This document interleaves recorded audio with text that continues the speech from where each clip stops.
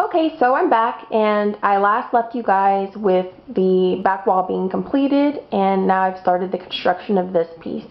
So these are two 3-shelf units from, bookcases I should say, not units, from Target.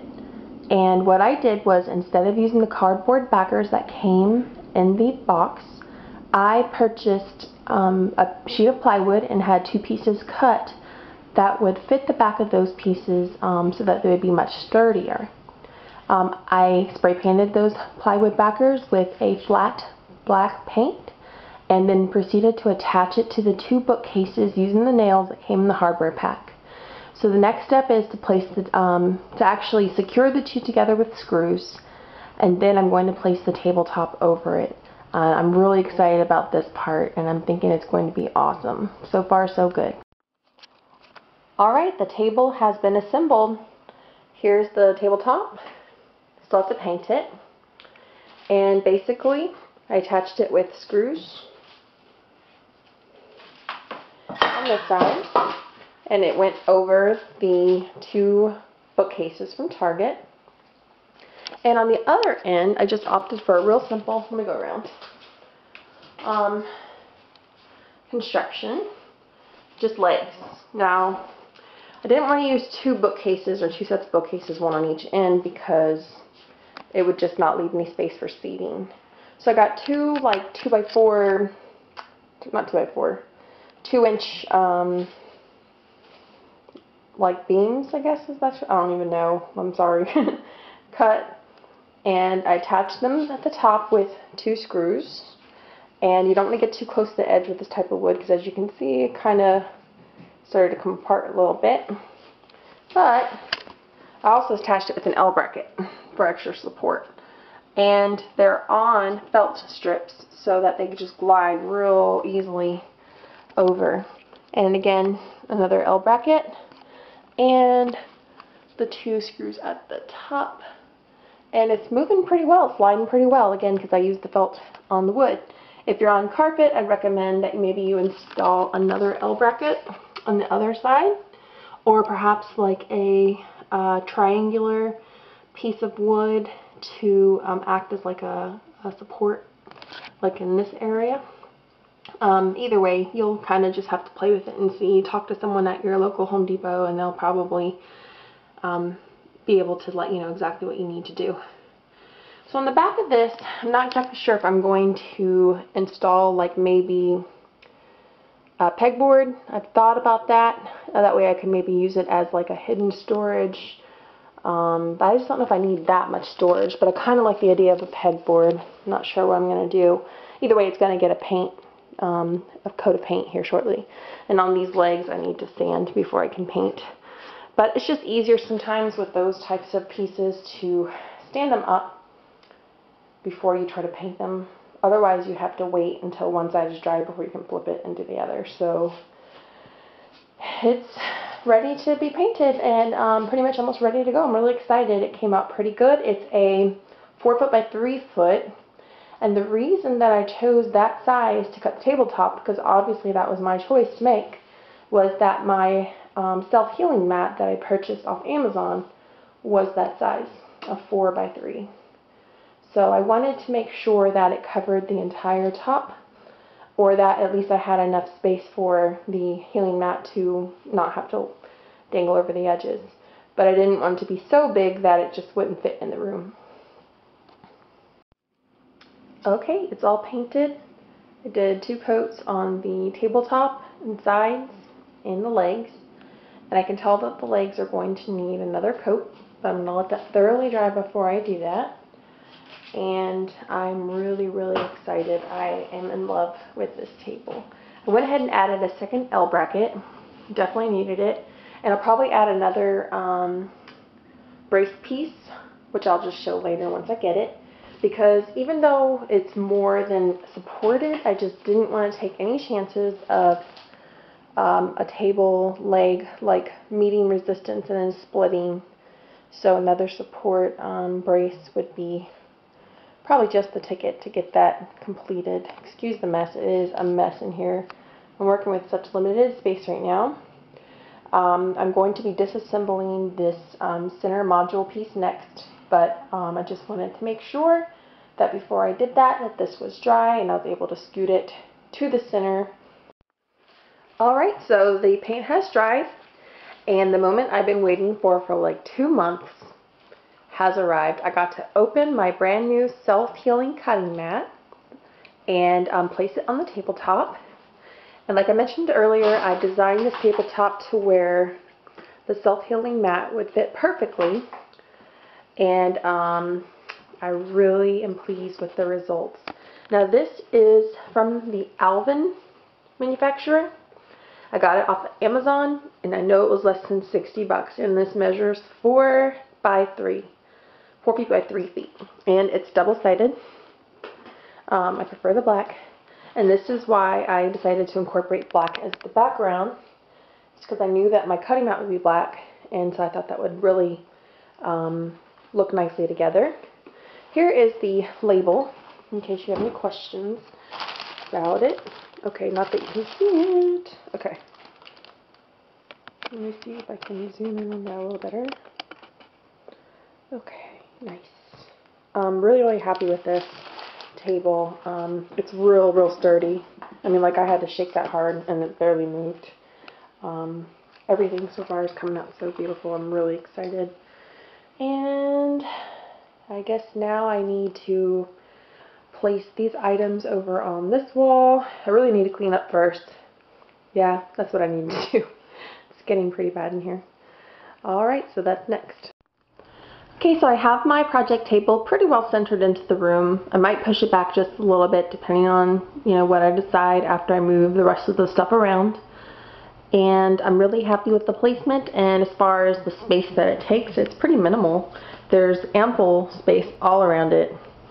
And even if people are sitting in their chairs, that's like more than a 4-foot gap right there. So it's pretty sufficient for having people over and enjoying this space with us, which was one of my big pluses or must-haves on my list.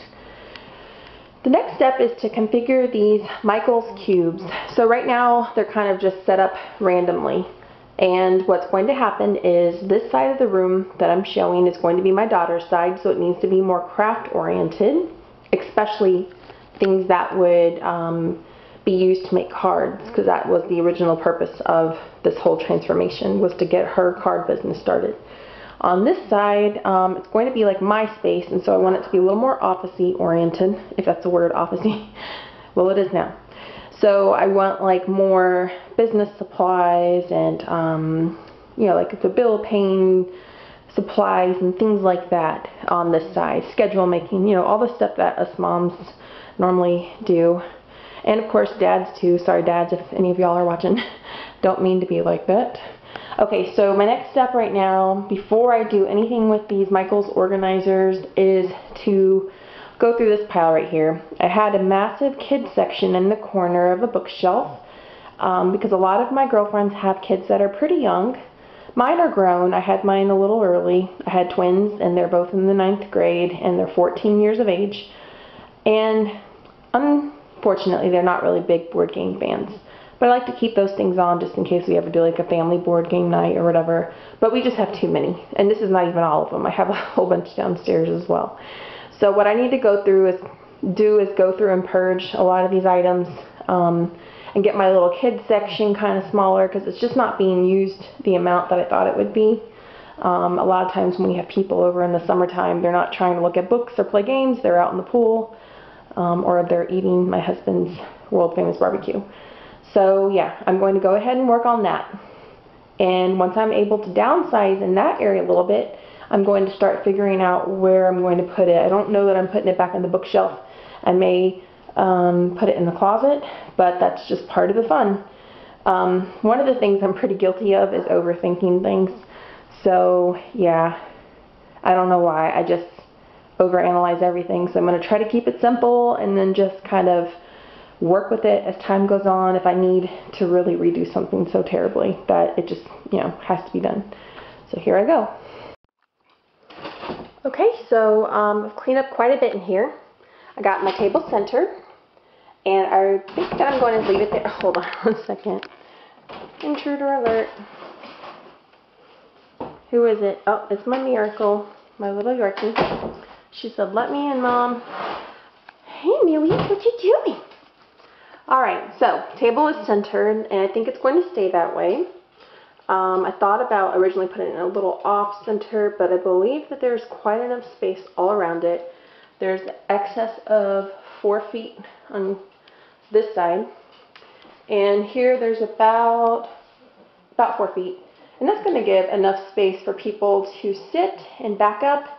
And on this space is a little tighter, but I believe it's still enough space for someone to walk behind someone who's pulled in. Obviously, I wanted this room to be nice and open so that we can have guests and that everyone can be comfortable. Alright, so the back wall is noticeably a lot less cluttered. The table that had all of the games and stuff, I went through and purged about half the games. The rest I started to put here in the corner for now. Books and stuff from that original bookshelf are kind of here temporarily. I'm not sure if that's going to be their permanent home. I went ahead and contact papered every single bottom to prevent books from scraping against the paint, since it's still kind of freshly painted and it hasn't fully cured yet. One of the things that I kind of struggled with was the artist easel. I really wanted to keep it because I know that eventually I want to get into painting more than I've done, but I just really didn't have a wall that it could be put on. And then I thought about it for a while, and I said, you know what? There's where it's going to go. I couldn't get rid of it because I realized that I needed a table that was low enough to use my sewing machine. This project table is like bar height, and there's just no way that I would be able to reach my foot pedal for my sewing machine with a bar height table. I'm tall, but not that tall. So I decided that I would just tuck it in under there. I had to remove the little side piece, but that was fine because I really didn't care for that piece anyway. I might use it somewhere else for storage, but it's not going to no longer... Hold on a second. Miracle, what's in your mouth? Thank you. She's crazy. Alright, so basically I am at this point now where I'm feeling pretty good about starting the next step of the process, which is taking these apart and figuring out which one goes where. But for now, I went ahead and put my little words back up. I'm really excited about those. I just love them. I got those at Ross. I think they were less than $8 a piece. And I originally had words painted on the wall, and then I found those, and I thought, you know what? Better. I love the three-dimensional effect. I placed the fabric that I'm going to be using for the curtains there to keep me inspired, because like I said in the earliest video, that it just inspires me so much. I absolutely love it. And that's where I got this black color from, was because, you know, everything was green and white before, and I included the black because of the base of this window. The base color of this window treatment fabric, and then of course my accents. So this fabric allows me to tie in the greens, the black, browns, different types of earth tones really. And I like that, because even though, you know, I said we're not making a showroom, I want to be inspired. I want to come in here and I want to feel like whimsy and magic, and, you know, like when I'm in my happy, playful, young-hearted mood, that's when I'm most creative and able to really dig deep and make neat things. So anyway, I'll quit talking everyone's head off. I'm guilty of that sometimes. And move on to the next portion of the project, but not before I cook dinner, because my husband is going to kill me if I quit my job here with the rest of the house in favor of this room, which I'm so tempted to do from time to time. All right.